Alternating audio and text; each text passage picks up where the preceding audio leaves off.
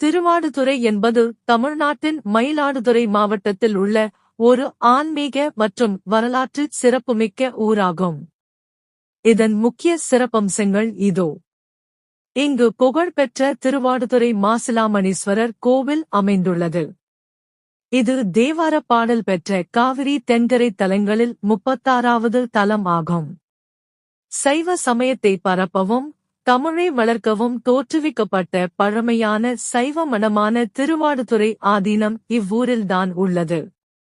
புகழ்பெற்ற சைவ சித்தாந்த நூலான திருமந்திரத்தை இயற்றிய திருமூலர் இத்தலத்தில்தான் வாழ்ந்து தவம் புரிந்து முக்தியடைந்தார். 1947 இந்தியா சுதந்திரம் அடைந்தபோது அதிகார மாற்றத்தின் அடையாளமாக வழங்கப்பட்ட வரலாற்று சிறப்புமிக்க செங்கோல் திருவாடுதுறை ஆதீனத்தால்தான் வழங்கப்பட்டது.